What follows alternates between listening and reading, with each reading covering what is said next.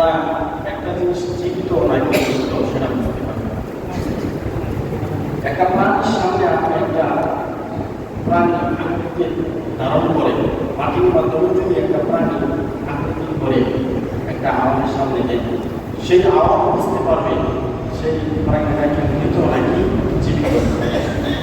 একটা ভাগের সামনে যদি আপনি ছাগলের আকৃতি করে মূর্তি বানিয়ে দেন, সেই ভাগও বুঝতে পারবে সেটা কি মৃত নাকি জীবিত। অর্থাৎ যে কোনো প্রাণীর সামনে আপনি আরেকটা প্রাণী আকৃতি করে বানিয়ে দেন, সে বুঝতে পারবে সে মৃত নাকি জীবিত, তারপরে সে আঁকবে। কিন্তু আমরা মানুষ হয়ে বুঝলাম না যে আমরা যাকে প্রতিমা হিসেবে আমরা অনুসরণ করি সেই প্রতিমাটা জীবিত নাকি। সেই প্রতিমা আমরা নিজেরাই তৈরি করি, নিজেরা তাকে অনুসরণ করি, আবার তাকে নদীতে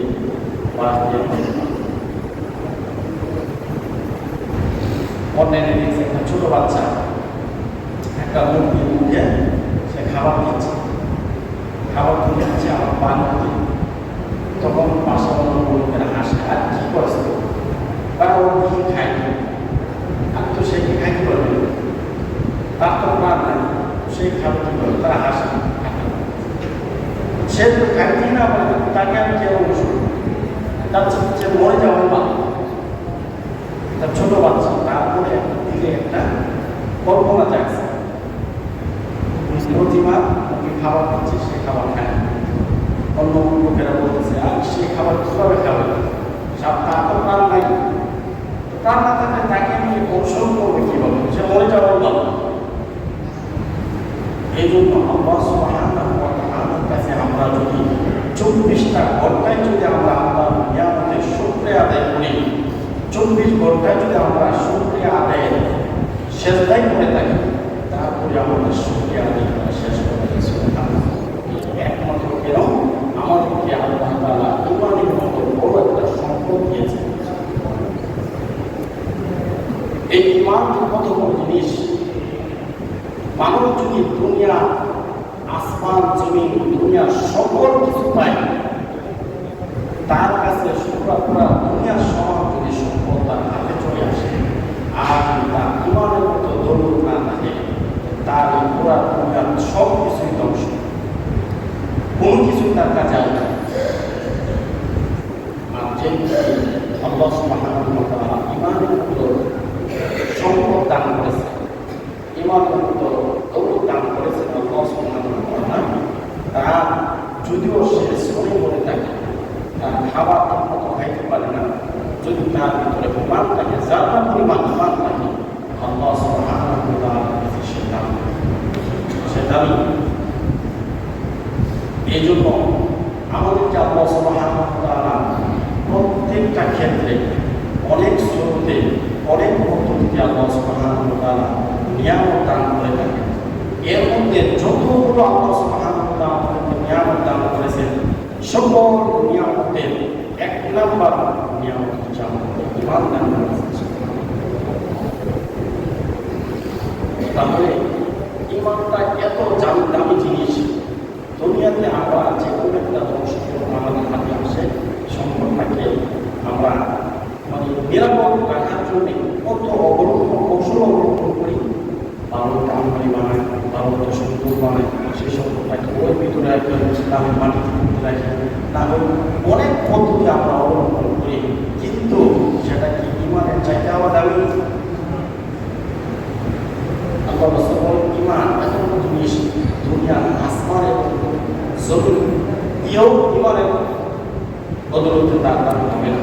তাহলে দুনিয়ার সামান্য সম্পদ আমরা সংরক্ষণ করার জন্য এত পদ্ধতি অবলম্বন করি, কিন্তু আল্লাহ তাআলা আমাদের যে এত দামি ইমানের মতো সম্পদ দান করেছেন, সেই ইমানটা আমাদের কতটুকু আছে, কতটুকু গেছে, সেই ইমানটা কিন্তু আমরা কাছে কাছে সেই ইমানকে আমরা সংরক্ষণ করার চেষ্টা করি না। আমাদের জ্বর করছে, আমরা জ্বর মানার জন্য আমরা নিজেরাই মেশিন মাধ্যমে জ্বরটাকে আমরা মারতে পারি। ডায়াবেটিস আমরা মেশিন থেকে নিয়ে আসি, ডায়াবেটিস মারতে।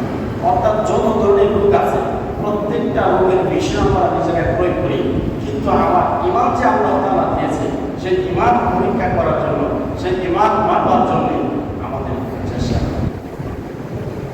এই জন্য এক সাহাবী আল্লাহ রাসূল সাল্লাল্লাহু আলাইহি ওয়াসাল্লামকে প্রশ্ন করে, আল্লাহ রাসূল, আমাদের ইমান যে আছে আমরা বুঝবো কিভাবে? আল্লাহ রাসূল বলেন, দুইটা পদ্ধতি তোমরা ইমান যাচাই করো। আল্লাহ রাসূল বলেন, প্রথমত তোমার ভিতরে যদি সাধনা পরিমাণ ভালো কাজ করো, আর এই ভালো কাজটাকে তোমার ভিতরে যদি শান্তি পয়দা করে, তুমি একটু দান করছো, এই দানটা যদি তোমার ভিতরে শান্তি এনে দেয়, হৃদয় প্রশান্তি পায়, তাহলে তুমি বুঝবা তোমার ইমান আছে। তুমি একটা মানুষকে উপকার করতে তোমার ভিতরে শান্তি লাগে, তোমার ভিতরে ইমান আছে। তুমি মসজিদে আসতে তোমার ভালো লাগে, তোমার ভিতরে ইমান আছে। তুমি কোরআন পড়তে তোমার ভালো লাগে, তোমার ভিতরে ইমান আছে। তুমি সব পথে চলতে তোমার ভালো লাগে, তোমার ভিতরে ইমান আছে। তবে যদি তুমি মনে করো আমি গানের অনুষ্ঠানে গেলে আমার ভালো লাগে, একটু শান্তি পাই, তাহলে তোমার ভিতরে ইমান নেই। তুমি যদি তোমার কাছে একজন টাকা চাই যে দিনের জন্য এত টাকা দেও, তোমার কাছে আছে, তুমি টাকা দাও, তুমি ওই টাকা না দিয়ে তুমি গানের অনুষ্ঠানে 200 টাকা বাড়িয়ে দিচ্ছ, তোমার ভিতরে ইমান কি আছে? অর্থাৎ আল্লাহ রাসূল বলেন, তোমার ভিতরে ইমান যাচাই বাছাই করার জন্য একটা পথ, যে পথটা অবলম্বন করলে তুমি নিজেই নিজেকে প্রশ্ন করতে পারো যে আমার ভিতরে ইমান কতটুকু আছে। ভালো কাজে যারা পরিমাণ ভালো কাজ করলে যদি তোমার ভিতরে শান্তি পয়দা হয়, শান্তির অনুভব হয়, তাহলে তুমি বুঝবা তোমার ভিতরে ইমান আছে। তাহলে আমরা নিজেকে প্রশ্ন করি আমরা কোন পথে আছি। তারপরে আল্লাহ রাসূল বলেন, দ্বিতীয় নম্বরে যে ব্যক্তির ভিতরে, যে মানুষের ভিতরে আমি নবীর মহব্বত, দুনিয়া সকল কিছু চাইতে আমি নবীর মহব্বত যতক্ষণ পর্যন্ত বেশি না হবে, ততক্ষণ পর্যন্ত কোনো মানুষ পরিপূর্ণ মুমিন হতে পারবে না। হযরত ওমর রাদিয়াল্লাহু তাআলা আনহু প্রশ্ন করেন, আল্লাহ রাসূল, আমি আপনাকে তো দুনিয়া সকল কিছু চাইতে আমি আপনাকে মহব্বত করি।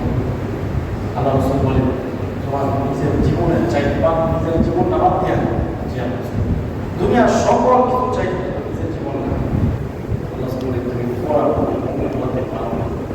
তখন হযরত ওমর রাদিয়াল্লাহু তাআলা বলেন, জি আল্লাহ রাসূল, সাক্ষী দেখেন, সারা দুনিয়া আমার বাচ্চা, বউ বাচ্চা, যত আত্মীয় স্বজন আছে, দুনিয়ার সকল কিছু চাইতে, এমনকি আমার নিজের জীবনের চাইতেও আমি আপনাকে বলেন, এখন তুমি পুরাপুরি মুমিন হয়েছে। তাহলে আমরা পুরাপুরি মুমিন হওয়ার জন্য শর্ত কি? আমাদের নিজের জীবনের চাইতেও, দুনিয়ার সকল কিছু চাইতেও আমার নবীকে মহব্বত করতে হবে। দ্বিতীয়, যদি আমরা ভালো কাজ করি, এই ভালো কাজের সাক্ষী যদি আমার ভিতরে দেয়, তাহলে বুঝবো আমরা মুমিন হয়েছি। এই জন্য আমাদের ইমান কত পর্যায়ে আছে আমরা বলতে পারি না। আমরা মুসলমান, কিন্তু হিন্দুদের পূজার মধ্যেও আমরা দেখিনি, শুধু তাই নয়, হিন্দুদের পূজার মধ্যে আমরা নমস্কারও দেখি। এমন অনেক নেতা আছে, নেতাগুলো তো সবাই ডাকবে, হিন্দু ডাকবে, বৌদ্ধ ডাকবে, খ্রিস্টান ডাকবে। এখন যদি আপনি মুসলমান নেতা হয়ে থাকেন, আল্লাহ রাসূল বলছেন, যে শাসক সঠিকভাবে যদি কোনো শাসকগিরি করতে পারে, সমাজের উন্নতি করতে পারে, মুসলমানকে ধরতে পারে, ধরে রাখতে পারে, তাহলে সেই শাসক আমার সাথে সে জান্নাতে দেখা করবে। কিন্তু আপনি যদি মুসলমান হয়েও অন্য জাতি পূজাতে অবলম্বন করে আপনি হাত করে দেখা প্রতিমাকে, তাহলে আপনি কোন মুসলমান অবলম্বন করতে হবে?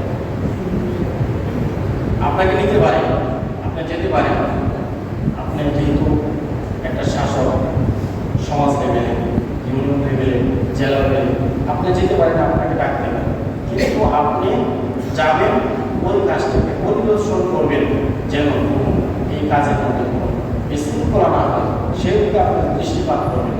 আপনি নিজের ভোটারের জন্য, একটা ভোটারের জন্য, সকল লোকদের কাছে ভালো হওয়ার জন্য আপনি সেই প্রতিমার কাছে হাত ধরবেন।